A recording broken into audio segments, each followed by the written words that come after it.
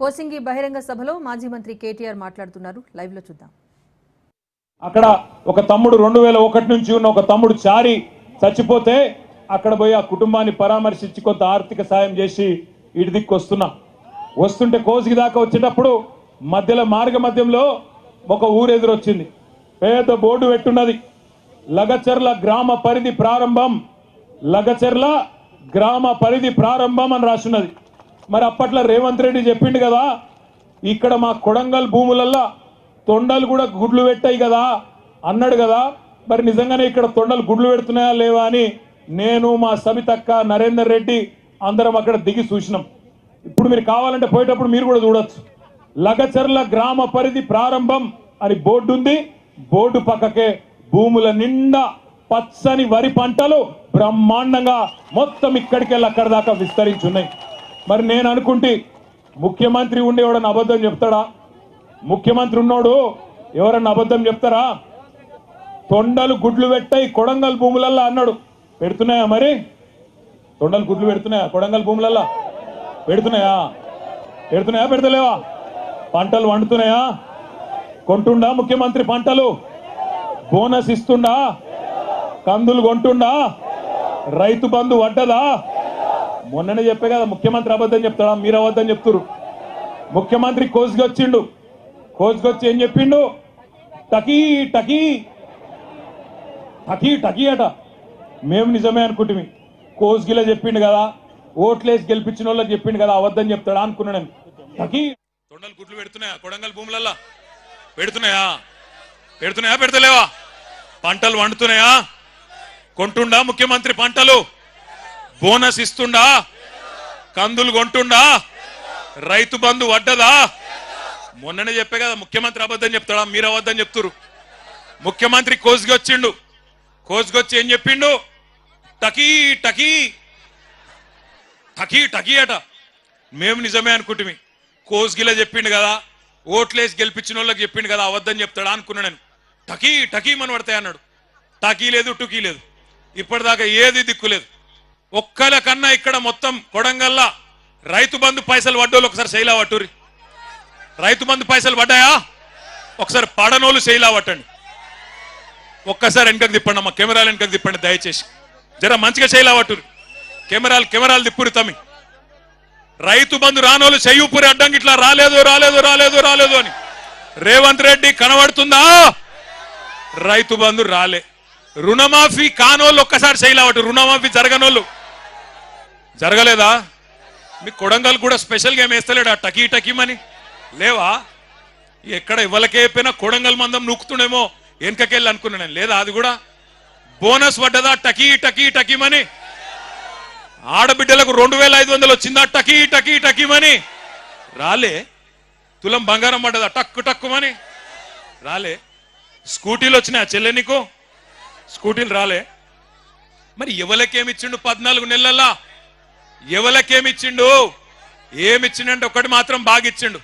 అల్లునికి కట్నం కింద లగచర్ల భూములు, అక్కింపేట భూములు ఇచ్చినందుకు మాత్రం సూటి పెట్టిండు. మా ఆడబిడ్డలు, గిరిజన ఆడబిడ్డలు ఒక్కసారి యాద్ చేసుకోండి. ఇంతకుముందు మా తమ్ముడు గోపాల్ నాయక్ వచ్చి చెప్తున్నాడు, హీరియా నాయక్ వచ్చి చెప్తున్నాడు నాకు, అన్న ఒక మాట చెప్పు, మా ఆడపిల్లలు, లంబాడ ఆడపిల్లలు తాండ దాటి బయటికి కోరన్నా ఎప్పుడు. అసొంటిది మంత్రులు పోయే ఢిల్లీకి మా ఊళ్ళని పోయేటట్టు చేసిండన్న రేవంత్ రెడ్డి. ఆ మాట చెప్పు అందరికీ అని చెప్పిండు. ఒక్కసారి యాద్ చేసుకోండి ఏం జరిగింది 14 నెలల్లో. మీ మీదికి బలవంతంగా ఇక్కడ అదాని కంపెనీ పెడతా అంటే, అల్లుడు ఫార్మా కంపెనీ పెడతా అంటే భూములు గుంజుకున్న తందుకు ఒక కుతంత్రంతో రేవంత్ రెడ్డి ప్రభుత్వం మీ మీదికి వచ్చి ఆనాడు అధికారులు ఇక్కడికి వస్తే ఆ అధికారుల మీదికి మీరు మరలబడి అడిగినరు. ఎట్లిస్తామయ్యా? 65-70 లక్షల ఎకరం ఉండే భూమి నువ్వు 10 లక్షలు ఇస్తామంటే ఎట్లిస్తాం? ఇయ్యం, మేము మా ప్రాణం పైన ఇయ్యం, ఏం చేసుకుంటావో చేసుకోపో అన్నారు. అంటే ఆ రోజు ఏమైంది? కలెక్టర్ మీద హత్యా ప్రయత్నం జరిగిందని చెప్పి రేవంత్ రెడ్డి గారు, ఆయన ప్రభుత్వంలోని మంత్రులు కేసులు పెట్టి 70 మంది మీద కేసులు పెట్టి, అందులో కాంగ్రెస్ వాళ్ళు కూడా ఉండే నిరసన చెప్పిన వాళ్ళ కాంగ్రెస్ వాళ్ళనేమో కట్ చేసిండ్రు, బీజేపీ వాళ్ళని కట్ చేసిండ్రు. ఒక్క టిఆర్ఎస్ వాళ్ళని మాత్రం 40 మందిని, మా సోదరుడు పట్నం నరేందర్ రెడ్డి గారితో సహా 40 మంది రైతులను, ఆ రోజు సురేష్ ని గాని ఇంకా మా హీరియా నాయకును, మా గోపాల్ నాయక్, ఇంకా చాలా మందిని, ఒకరిద్దరిని కాదు 40 మందిని సురేష్తో సహా తీసుకొని పోయి జైల్లో పెట్టినారు. కొంతమందిని చెర్లపల్లిలో, కొంతమందిని సంగారెడ్డిలో, కొంతమందిని పరిగి జైల్లో పెట్టినారు. పెడితే నేను నరేందర్ రెడ్డి దగ్గర పోయినా. ఎట్లున్నాడో ఏమో, నరేందర్ ఆరోగ్యం బాగలేదంట అని నేను ఆయన కాడికి పోయినా. ఎట్లున్నావన్నా అని పోతే నాకేం చెప్పిండు తెలుసా నరేందర్ రెడ్డి?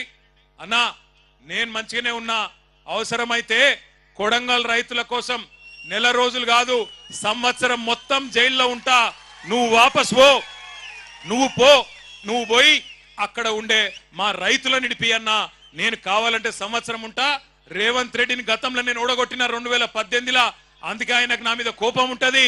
కానీ ఆయన కోపం ఆయన తీరేదాకా నన్ను జైల్లో ఉండమంటే ఉంటా, గాని వాళ్ళ నిడిపి అన్నా, వాళ్ళ కోసం పో అన్నాడు. అప్పుడు నేను, మా సత్యవతి రాథోడ్ గారు, సబితక్క, శ్రీనివాస్ గౌడ్ అన్న, ఆర్ఎస్ ప్రవీణ్ అన్న, మాలోత్ కవితమ్మ అందరం కలిసి ఈ రైతు ఆడబిడ్డలు, నిజానికి మీకు తెలుసు నేను దుర్యోధనుడు అని ఉత్తగానే అనలే. దుర్యోధనుడు ఒకప్పుడు పాండవులను వాళ్ళ ఊళ్ళో ఉండనీయకుండా అడవికి పంపించిండు. ఓ గట్లనే రేవంత్ రెడ్డి కూడా మా ఆడబిడ్డలను వాళ్ళ తాండలో ఉండనీయకుండా అర్ధరాత్రి వాళ్ళ తాండల మీదడి తలుపులు వలగొట్టి ఆడోళ్లను ఇష్టం వచ్చినట్టు వాళ్ళను ముట్టడమే కాకుండా, ఇష్టం వచ్చినట్టు అవమానించడమే కాకుండా, బూతులు మాట్లాడటమే కాకుండా, పుట్టకొకలు చెట్టుకొకలు అన్నట్టు ఎక్కడోళ్ళనక్కడ జంగల్ పొంట ఉరికిచ్చిండు. అందుకే నేనన్న దుర్యోధనుడు అని ఉత్తగానే అనలే. ఆ రకంగా భూములు గుంజుకునే ప్రయత్నం చేస్తే ఢిల్లీకి పోయినాం. ఢిల్లీకి పోయి అక్కడ మా ఆడబిడ్డలు గర్జించినారు. 9 నెలల గర్భవతి సోదరి జ్యోతి, 9 నెలలు నిండి ఎప్పుడు కొడుకు ఉడతాడో ఎప్పుడు బిడ్డ ఉడతాడో తెలియదు. మేమన్నాం, వద్దు బిడ్డ, నువ్వు ఉండు, నీకు వైద్య సాయం కావాలి, డాక్టర్ కావాలి, ఎప్పుడేమైతుందో నువ్వు ఉండు బిడ్డ, ఇక్కడనే ఉండు అంటే, లేదన్నా నా భర్తను జైల్లో పెట్టినరు, నేను వస్తా అని చెప్పి ఢిల్లీకి వచ్చింది. ఢిల్లీకి వచ్చి శివంగిలాగా ఒక సింహం పిల్లలక గర్జించింది మన లగచర్ల జ్యోతి. ఇక్కడే ఉన్నది మన కిష్టిబాయి, అట్లే మా దేవి, మా సోనీబాయి, వీళ్ళందరూ కూడా ఆ రోజు ఢిల్లీకి వచ్చి వాళ్ళ బాధను అక్కడ హ్యూమన్ రైట్స్ కమిషన్ ముందు, షెడ్యూల్డ్ కమిషన్ ముందు, షెడ్యూల్డ్ కాస్ట్ కమిషన్ ముందు, షెడ్యూల్డ్ ట్రైబ్ కమిషన్ ముందు, అందరి ముందు ఢిల్లీలో పెద్దల ముందు చెప్పడం జరిగింది. చెప్పిన తర్వాత ఆఖరికి న్యాయం ధర్మం ఉంటది కాబట్టి 40 రోజులకు మరి కోర్టు ద్వారా మనకు న్యాయం లభించింది. అందరు బయటకు వచ్చిండ్రు. ఇవాళ సంతోషం ఎక్కడ అనిపించిందంటే, లగచర్ల దాటి ముందుకొస్తే హకీంపేటలో మా బంజారా ఆడబిడ్డలు హారతులతో స్వాగతం పలికి, అన్నా మా భూమి పోకుండా చూడే, నీకు దండం పెడతామని చెప్పి బొట్టు పెట్టి ఆడ టెంట్ కింద జ్యోతి ఉంటే జ్యోతి కాడికి తీసుకుపోయిను. ఏ జ్యోతి అయితే ఆనాడు 8-9 నెలల గర్భవతి ఉండేనో, ఇవాళ ఆమెకు బిడ్డ పుట్టింది. బిడ్డ పుట్టి ఇవాళ సరిగ్గా 20 రోజులు. నన్ను సీదా ఆడికి తీసుకుపోయినరు. ఆ బిడ్డ కాడికి తీసుకపోతే జ్యోతి బిడ్డను నా చేతిలో పెట్టి, అన్నా భూ పోరాటంలో పుట్టింది నా బిడ్డ, నువ్వే పేరు పెట్టన్నా అని చెప్పింది. చెబితే నాకు నిజంగానే నా బిడ్డకు కూడా నేనే పేరు పెట్టలే, మా నాయన పెట్టిండు. కాబట్టి మరి నాకు ఇక మా చెల్లె జ్యోతి అవకాశం ఇచ్చింది కాబట్టి, నీ బిడ్డ భూమి పోరాటంలో పుట్టింది, మరి నేను 3 పేర్లు చెప్తా, నీ ఇష్టం ఉన్న పేరు నువ్వే చూసుకో అని చెప్పిన. నేను ఏంటిది అన్నది, ఒక వాళ్ళ ఇంటి పేరు పాత్లావతేనా, పాత్లావత్. నేనేమన్నా అంటే పాత్లావత్ భూమి, ఒక పేరు భూమి, ఆడపిల్ల కాబట్టి భూమి. రెండో పేరు ధాత్రి అంటే కూడా భూమే. మూడో పేరు అవని. మూడిట్లని ఇష్టం అన్నా అంటే అన్నదిగా జ్యోతి అన్నది ఆమె భర్త అన్నాడు. ఇద్దరు కూడా రవి ఇద్దరు అన్నారు, ప్రవీణ్ ఇద్దరు అన్నారు, అన్న భూమి బాగున్నది, నా బిడ్డ పేరు పాత్లావత్ భూమి నాయక్, రేపటి నుంచి భూమి నాయక్ అని పిలుస్తా అని చెప్పిండు. సంతోషం, గుండె నిండా సంతోషం అనిపించింది. ఎందుకంటే ఇవాళ ఒక పోరాటంలో చిన్న పాత్ర మాది. నిజానికి పోరాడిందంతా ఇక్కడ కొడంగల్ భూమి పుత్రులు, కొడంగల్ ఆడబిడ్డలు. మీరు కొట్లాడిన కేవలం మేము మీ పక్కన నిలబడ్డం తప్ప మేం చేసింది ఏం లేదు. కానీ మీ ఎమ్మెల్యే, ముఖ్యమంత్రి మీ ఓట్లతో గెలిచినోడు, మీకేమన్నా మంచి చేయాల్సినోడు ఏం చేస్తున్నాడు? ఇవాళ 70 మంది మీద కేసులు పెట్టి 40 మందిని 40 రోజులు జైల్లో పెట్టి ఆడబిడ్డలను గోసవుచ్చుకున్నాడు. అందుకే నేను అంటా ఉన్నా, రేవంత్ రెడ్డి గారు మర్చిపోకు, యాది పెట్టుకో. కొడంగల్లో ఉండే మా గిరిజన బంజారా బిడ్డలు తలుసుకుంటే రేపు చిత్తుగా ఖచ్చితంగా నిన్ను ఓడగొట్టి ఇంటికి పంపిస్తారు. నీ అచ్చంపేటకు మళ్ళా తిరిగి పంపిస్తారు, యాది పెట్టుకో. ఒకటి మాత్రం పక్కా, ఇవాళ రేవంత్ రెడ్డి మోసం ఒక కొడంగల్లోనే కాదు, మొత్తం రాష్ట్రం అంతా దేశం అంతా తెలిసిపోయింది. నేను హకీంపేట దాటి కిందికి కోస్గిలకు వచ్చిన, కోస్గిలకు వచ్చే వరకు ఆ గుడి దాకా ఒకటే జనం బ్రహ్మాండమైన స్వాగతం పలికి. నాకు నిజంగా అర్థం కాలే, మనం పోతుంది నిరసన దీక్షనా లేకపోతే మనం ఉప ఎన్నిక వచ్చి ఆయనతో రేవంత్ రెడ్డి ఓడిపోయి నరేందర్ రెడ్డి గెలిచిపోయి జులూస్ తీసుకుంటున్నావా నాకు అర్థం కాలే. ఆడికెళ్ళి ఇడికి రానికే గంట పట్టింది, ఆడికెళ్ళి ఇడికి రానికే గంట పట్టింది. ఇగో నన్ను నా చేతులు ఆయనతో అటు గుంజి ఇటు గుంజి నా గోర్లు పోయినాయి, నాకు రక్తం కూడా వస్తుంది. గట్ల అయిపోయింది నా పరిస్థితి. అలా అంటే ఇవాళ ఎట్లున్నదంటే ముఖ్యమంత్రి నియోజకవర్గంలో కూడా ఎప్పుడు ఎన్నిక వస్తుందా, ఎప్పుడు కాంగ్రెస్ పార్టీని బొంద పెడదామా, వీళ్ళ మోసాలకు బుద్ధి చెప్పుదామా. నేను చెప్పేది కరెక్టేనా? కరెక్టేనా? పక్కానా? ఒక పని చేద్దాం మరి. రేవంత్ రెడ్డి గారు నీకు ఒక బంపర్ ఆఫర్ ఇస్తున్నాం. చలో, నీకు ఒక బంపర్ ఆఫర్. నువ్వు అంటున్నావు కదా నేను కుల గణన చేసిన బీసీలందరూ సంతోషంగా ఉండ్రు, నేను రైతు బంద్ వేసిన రైతులందరూ సంతోషంగా ఉండ్రు, రైతు కూలీలకు పైసలు వేసిన వాళ్ళు సంతోషంగా ఉన్నారు, అందరు ఇండ్లకు కాయిదాలు ఇచ్చిన పేదోళ్ళందరూ సంతోషంగా ఉన్నారు అంటున్నావు కదా. దమ్ముంటే రేవంత్ రెడ్డి కొడంగల్ ఎమ్మెల్యే పదవికి రాజీనామా చేసి మళ్ళీ ఇక్కడికి రా, ఎవరు గెలుస్తారో చూద్దాం. నీకు మాటిస్తున్నాం, నీకు మాటిస్తున్నాం. మేము ఇంతమంది రాము, నువ్వు భయపడకు. మేము ఇంతమంది రాము ప్రచారంకు. మా పట్నం నరేందర్ రెడ్డి నామినేషన్ వేసి ఇంట్లో కూర్చుంటాడు, బయటికి కూడా రాడు. మేము జిల్లా నాయకులం కొంతమందిని తిరుగుతాం. గెలుచుడు కాదు నేను చెప్పేది. 50,000కు ఒక్క ఓటు తక్కువ వచ్చినా నేను రాజకీయ సన్యాసం చేసి మళ్ళా రాజకీయంలో కూడా ఉండా. ఇది వాస్తవం. ఈరోజు కొడంగలే కాదు రాష్ట్రం మొత్తంలో వాస్తవం ముఖ చిత్రం ఇది. నువ్వేదో అడ్డిమారి గుడ్డి దెబ్బల ముఖ్యమంత్రి అయిపోయి ఇక ఇంతకంటే పెద్దవాడు లేడు ప్రపంచంలో అన్నట్టు ఏడబడతాడ భూమి గుంజుకుంటా, ఏది పడితే అది అబద్ధం చెప్తా, నేను ఇదివరకు చెప్పినట్టే 420 హామీలు ఇచ్చి మళ్ళా మోసం చేస్తా అంటే కుదరది. ఇవాళ రైతులు అడుగుతున్నారు, రాష్ట్ర వ్యాప్తంగా గర్జిస్తా ఉన్నారు. మీరు చూస్తున్నారు వీడియోలు, ఆ వాట్సాప్లలో వస్తున్నాయి. ఆ వీడియోలు ప్రజలు మాట్లాడేటి అవి ఏం తిట్లా నాకు అర్థం కాదు. అవి ఏమన్నా తిట్లా? ఇంకోడు మనిషి అంటోడైతే బకెట్లో 2 మగులు నీళ్లు పోసుకొని దుంకి చచ్చిపోతుండే. ఇక రేవంత్ రెడ్డి కాబట్టి ఇక నడుస్తాంది, రేషం లేని బతుకు కాబట్టి నడుస్తాంది. నేను అంటున్నా ఒక్కసారి ఆలోచన చేయండి, అవి ఏం తిట్లు? తెలుగు భాషలో గన్ని తిట్లుంటాయని కూడా తెలియదు నాకు. రకరకాల తిట్లు తిడతాను. భయం కూడా పడతలేడు ఎవడు. ముఖ్యమంత్రి అన్న భయం లేదు, ప్రభుత్వం అన్న భయం లేదు. గొట్టం పెడితే చాలు ఇక చెడ తిట్టుడు. అటు 7 తరాలు ఇటు 7 తరాలు తిడుతురు. దయచేసి తిట్టకండి. ఆయన ముఖ్యమంత్రి, పదవి కన్నా గౌరవం ఇవ్వండి. కానీ ఎన్నికల్లో మాత్రం ఈ మోసగానికి గట్టిగా బుద్ధి చెప్పండి. కాంగ్రెస్ పార్టీకి గట్టిగా బుద్ధి చెప్పండి. నేను ఎందుకంటున్నా అంటే ఉత్తగానే అంటలేను, కోపంతో అంటలేను. ఏమేం చెప్పిండు ఎలక్షన్ల ముంగట రైతులకు? ఎంబడే ఊరుకుండ్రి, ఎంబడే ఓన్రి. 2 లక్షల రుణం మాఫీ చేస్తా, మీరు పోయి తెచ్చుకోగానే డిసెంబర్ 9 నాడు సంతకం పెట్టనే పెడతా అని చెప్పిండు. అయిందా రుణమాఫీ? యాడ మొదలైందో తెలుసా రుణమాఫీ కథ? డిసెంబర్ 2023లో రేవంత్ రెడ్డి గారు ముఖ్యమంత్రి కాగానే మీటింగ్ పెట్టిండు. మీటింగ్ పెడితే బ్యాంక్ వాళ్ళు చెప్పారు, సారు మరి నువ్వేమో అడ్డం పొడుగు ఎటు పెడతాడు నరికినావు, 49,500 కోట్ల రూపాయలు కావాలంటే 500 తక్కువ 50,000 కోట్లు, 50,000 కోట్ల రూపాయలు కావాలి, యాడున్నాయి పైసలు అని అడిగిండ్రు. అడిగితే ముఖ్యమంత్రి గారు నవ్విండట. హే నవ్వి, ఇక్కడ లంకె బిందెలు ఉంటాయనుకొని వచ్చినా, లేవు కదా, లంకె బిందెలు ఉంటాయి, నాకు అర్థం కాదు ప్రభుత్వంలో అన్న అని అన్నాడు. 49,500 కోట్లు. కానీ తెల్లారు ఏమన్నాడో తెలుసా రేవంత్ రెడ్డి? ఎక్కడో మీటింగ్ లో మాట్లాడుకుంటా, ఏమున్నదా 40,000 కోట్లు నేను ఒక్క సంవత్సరం కడుపు కట్టుకుంటే అవినీతి చేయకపోతే కట్టి పారేస్తా 40,000 కోట్లు అన్నాడు.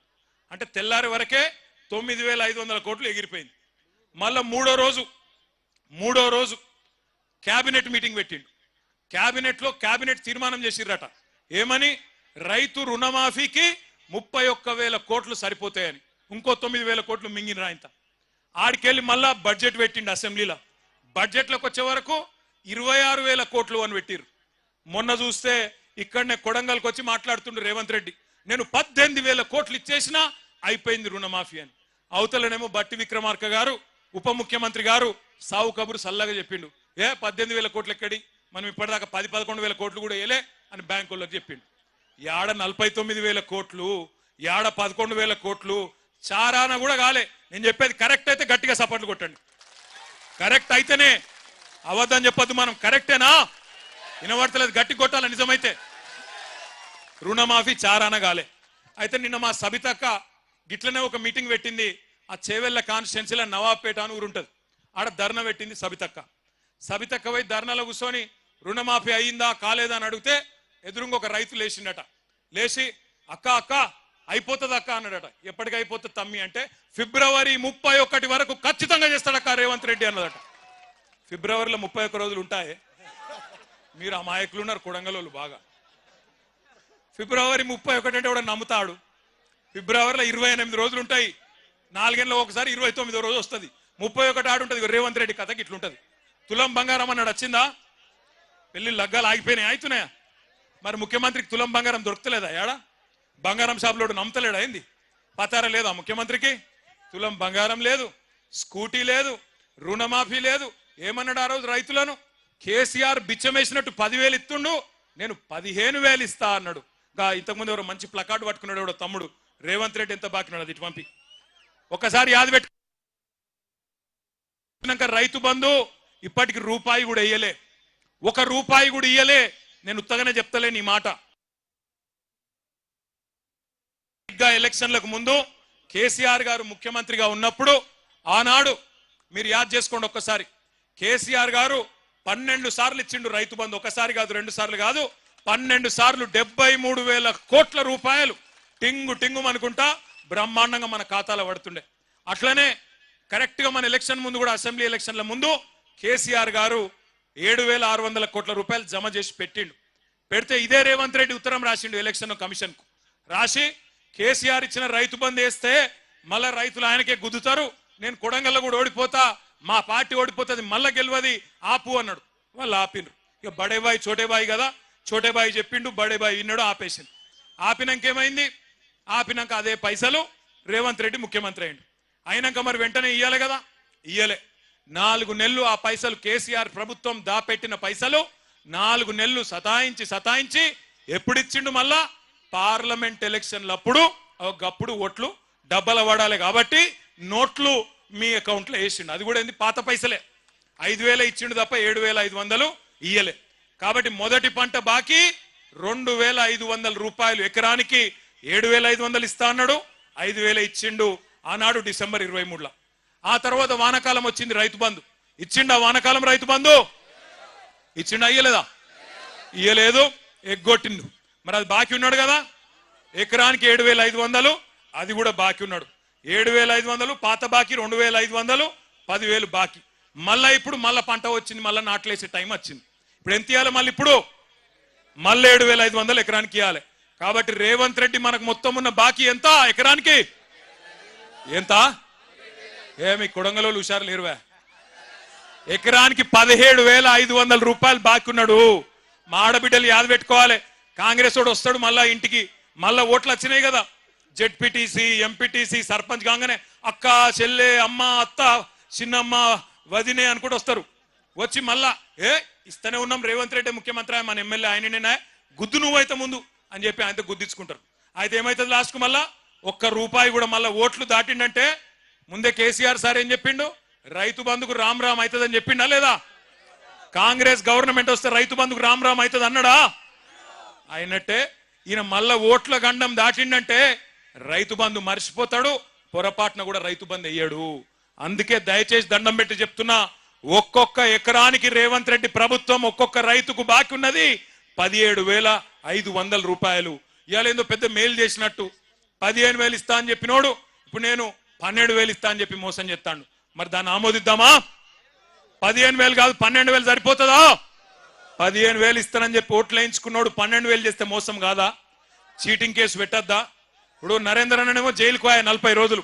కానీ ఒకటి యాద పెట్టుకోండి, నరేంద్ర అన్ననేమో జైలుకు పోయింది రైతుల కోసం, రైతుల భూములు కాపాడేందుకోసం, గిరిజన బిడ్డల కోసం, దళిత బిడ్డల కోసం, బీసీ బిడ్డల కోసం, మీ భూముల కోసం. రేవంత్ రెడ్డి లెక్క 50 లక్షల రూపాయలు ఎమ్మెల్యేలను కొనతందుకు పోయి దొరికిపోయి దొంగ పని చేసి జైలు కోలే పట్నం నరేందర్ రెడ్డి. అందుకే నేను చెప్తున్నా, రేవంత్ రెడ్డి నీకు దమ్ముంటే, నీకు నిజంగానే సత్తా ఉంటే, నేను చెప్పిన మాటలు నిజం కాదు అని నువ్వు అనుకుంటే రాజీనామా చేసి కొడంగల్కు రా, మా పట్నం నరేందర్ రెడ్డి మా అభ్యర్థిగా వస్తాడు, ఎవరు గెలుస్తారో కొడంగల్ ప్రజలే తీర్పిస్తారు అనే మాట నేను విజ్ఞప్తి చేస్తా ఉన్నా. మీ అందరితో నేను ఇంకొక ప్రార్థన కూడా చేస్తున్నా. ఇక్కడికి వచ్చేటప్పుడు కంది రైతులు కొంతమంది కలిసిండ్రు. అన్నా, కేసీఆర్ సార్ ఉన్నప్పుడు కందులు ఎప్పటికప్పుడు కొంటుండే, మరి ఇప్పుడు మా జిల్లాల ఈ రోజు వరకు 4-5 కూడా పెట్టలే కందుల కొనుగోలు కేంద్రాలు, అందులో కూడా మళ్ళీ రేషన్ పెడుతున్నారు, 3 క్వింటాల్లే కొంటామంటున్నారు. చాలా తప్పన్నా చెప్పన్నా రైతులకు అన్నాడు. మరి మన కంది రైతులకు కూడా నేను విజ్ఞప్తి చేస్తా ఉన్నా. అద్భుతమైన కంది పండించే రైతులు మన కొడంగల్లో, మన పరిగిలో, మన వికారాబాద్ లో, మన తాండూరులో, ఈ ప్రాంతంలో నారాయణపేటలో చాలా మంది ఉన్నారు. మీరందరూ ఆలోచన చేయాలా. మనని ఇయాల తొండలు గుడ్లు పెట్టని భూములను అవమానం చేస్తున్న ముఖ్యమంత్రి మనకు అవసరమా ఆలోచన చేయండి. అట్లాగే ఇక్కడికి వస్తుంటే నాకు పెద్దలు కేసీఆర్ గారు ఒక మాట ఫోన్ చేసి చెప్పినారు. కేసీఆర్ సార్ దగ్గరికి ఈరోజు కొంతమంది వచ్చినారు, బ్రాహ్మణ సోదరులు, రజక సోదరులు. వాళ్ళందరూ పోయి సార్ని కలిసిండ్రు. అక్కడ కలిసి ఆ రజక సోదరులు చెప్తున్నారట, సార్ మీరున్నప్పుడు మాకు 200 యూనిట్ దాకా మాకు కరెంటు ఫ్రీగా వస్తుండే, ఇవాళ రాష్ట్ర వ్యాప్తంగా ఇటు దోబీలు కావచ్చు, రజక సోదరులు కావచ్చు, అటు నాయి బ్రాహ్మణ సోదరులు, మంగళ సోదరులు కావచ్చు, మా అందరికి మళ్ళా బిల్లులు ఇస్తున్నాడు రేవంత్ రెడ్డి ప్రభుత్వం. సంవత్సరం బకాయి అంతా కూడా కట్టుమంటున్నాడు. ఒక్కొక్కరు 40,000 కట్టాలంటుండు. యాడికెళ్ళి కట్టాలి సార్ అని చెప్పి వాళ్ళు అడుగుతా ఉన్నారు. ఉత్తమ్ కుమార్ రెడ్డి గారు మంత్రి, ఆయన సొంత నియోజకవర్గం నుంచి ఇవాళ రజక సోదరులు వచ్చి మన నాయకుడు కేసీఆర్ గారితో మొరబెట్టుకుంటా ఉన్నారు. అంటే ఎంత దారుణంగా ఉందో ఈ ప్రభుత్వం ఆలోచన చేయాలి. నేను అసెంబ్లీలో కూడా అడిగిన రేవంత్ రెడ్డి గారిని, అయ్యా రేవంత్ రెడ్డి గారు, నువ్వు పెద్ద పెద్ద మాటలు మాట్లాడుతున్నావు, రుణమాఫీ అయిపోయింది అంటున్నావు, నేను అద్భుతాలు చేసినా అంటున్నావు, ఏ ఊరికి పోదామో పోదాం పా అని అడిగిన. నీ సొంత ఊరు కొండారెడ్డిపల్లి పోదామా, లేదా నీ సొంత నియోజకవర్గం కొడంగల్లోని ఏ ఊరు పోదామో పోదాం పా. ఏ ఒక్క ఊర్లోనైనా 100% రైతులకిన్న రుణమాఫీ అయ్యింది అంటే నేను అక్కడనే నా ఎమ్మెల్యే పదవికి రాజీనామా చేసి మళ్ళా కనవడ వెళ్ళిపోతా అని చెప్పిన.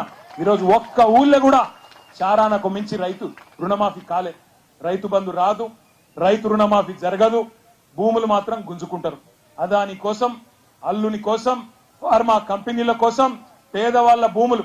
నేను అడిగిన రేవంత్ రెడ్డి గారిని, లగచర్ల భూములు గుంజుకుంటున్నప్పుడు, మాడబిడ్డలను గోసబుచ్చుకుంటున్నప్పుడు నేను అడిగిన, అయ్యా రేవంత్ రెడ్డి గారు, నీకు అంత ప్రేమనే ఉంటే, ఫార్మా కంపెనీలు తేవాలని ప్రేమ ఉంటే, నీ సొంత భూములు ఉన్నాయి కదా, కల్వకుర్తి పక్కకు ఎల్దండలో భూములు ఉన్నాయి కదా, ఆ భూములలో పెట్టు.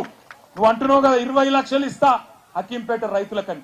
20 లక్షలు కాదు, మీదికెళ్ళి ఒక 5 లక్షలు మేము మా పార్టీ నుంచి ఇస్తాం, 25 లక్షలు నువ్వు తీసుకో, నీ భూములలో ఫార్మా కంపెనీలు పెట్టు అని చెప్పి మేము అడిగినాం. కానీ కుని లేదు, కని లేదు. ఇవాళ అదాని కోసం, అనుముల అన్నదమ్ముల కోసం ఇష్టం వచ్చినట్టు కొడంగల్ను వాడుకుంటా, ఇక్కడ ఆడుకుంటా అంటే ఇది నీ అయ్య జాగీరు కాదు, నీ తాత జాగీరు కాదు, గుర్తుపెట్టుకో రేవంత్ రెడ్డి అని చెప్పి హెచ్చరిస్తా ఉన్నాం. ఇక్కడ ఉన్నది యోగి గులాబీ జెండా ఉన్నంత కాలం, తెలంగాణ ప్రజలకు కేసీఆర్ ఉన్నంత కాలం ఎక్కడ అన్యాయం జరిగినా, అది కొడంగల్ కావచ్చు, ఇంకొకటి కావచ్చు, అక్కడ గద్దల్లాగా వాళ్తాం, మీ అందరికీ రక్షణగా ఉంటాం. ఎక్కడ ఎవడెవడు ఇలా కొడంగల్లో మా నాయకుల మీద కేసులు పెడతా ఉన్నారు. నిన్న రాత్రి ఈ మీటింగ్ కు రాకుండా ఉండేందుకు రైతు సోదరులు ఎక్కడికక్కడ కాంగ్రెస్ వాళ్ళు చికెన్ దావత్లు పెట్టిరాడు. చికెన్ దావత్ పెడితే మంచిగా తినూరి. రేపు మళ్ళా ఎలక్షన్లప్పుడు కూడా దావత్తులు అవి ఇవి మస్తుంటాయి. కొడంగల్ కదా, పైసలకేం తక్కువ ఉంటది. ఇక ఆడ ఈడ చంపుతున్న పైసలు ఉన్నాయి మస్తుగా రేవంత్ రెడ్డి కాడ. పైసలు ఇస్తే బరాబర్ తీసుకోండి, నేను అద్దంటలేను. కానీ ఓటు ఎవరికేయాలి? ఏ గుర్తు వినబడతలేదు? ఏ గుర్తు వస్తున్నాయట? జల్దీ జెడ్పీటీసీ, ఎంపీటీసీ ఎలక్షన్లు వస్తున్నాయట. ఏ గుర్తు? ఎవరు కావాలి ముఖ్యమంత్రి? మళ్ళా ఎవరు? కేసీఆరేనా? గట్టిగా ఒకసారి జై కేసీఆర్, జై తెలంగాణ. మనకు 5 దాకానే పర్మిషన్ ఉంది, మీరేమో లేస్తలేరు. అదే 5 దాకానే పర్మిషన్ ఉంది, మీరేమో లేస్తలేరు. ఈ ఆడబిడ్డ ఒక్క నిమిషం కూర్చోవాలి, ఎక్కడ కూర్చోరు. ఈ ఆడబిడ్డ రేవంత్ రెడ్డి పైకి రా బిడ్డ, తొండలు గుడ్లు పెడతలేవంటే ఈ బిడ్డ ఒక వీడియో పెట్టింది. ఆ అమ్మాయి ఒక్క నిమిషం, నీ పేరు బిడ్డ మర్చిపోయాను, మంజు ఒక్క నిమిషం మాట్లాడుతుంది. జై తెలంగాణ. మా భూముల జోలికి వస్తే ఒక్కొక్కడికి భూములు ఇవ్వడం కాదు, అంతు చూపిస్తాం. ఒక్కసారి ఎక్కడ ఉండి మాట్లాడడం కాదు, ఇక్కడికి వచ్చి ఇంతమంది జనాల ముందర నిలబడి నువ్వు ఎలా అడగాలో అలా అడుగు. మేము ఇస్తామా లేదా అది తర్వాత విషయం. నువ్వు ఇవాళ అక్కడ ఉండి మాట్లాడడం కాదు. మేము ఓట్లేసాం కదా, మా బాధలు నీకు కనిపించట్లేదా? మేము ఓట్లేసిన వెయ్యని వాళ్ళు వచ్చి మాట్లాడుతున్నారు.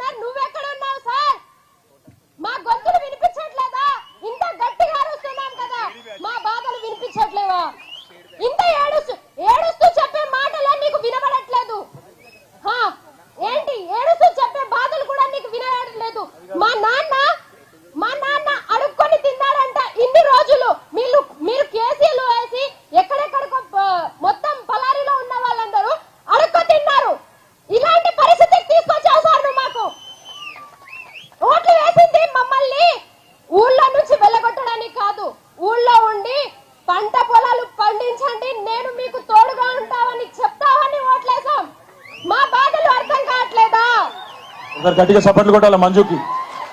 అయితే ఒక మాట ఎప్పుడు మర్చిపోయాను, ఇక్కడనే దామరగిద్ద తాండాలు కూడా భూములు గుంజుకుంటున్నారంట. ఆడికి కూడా వస్తాం, అక్కడ కూడా కొట్లాడతాం.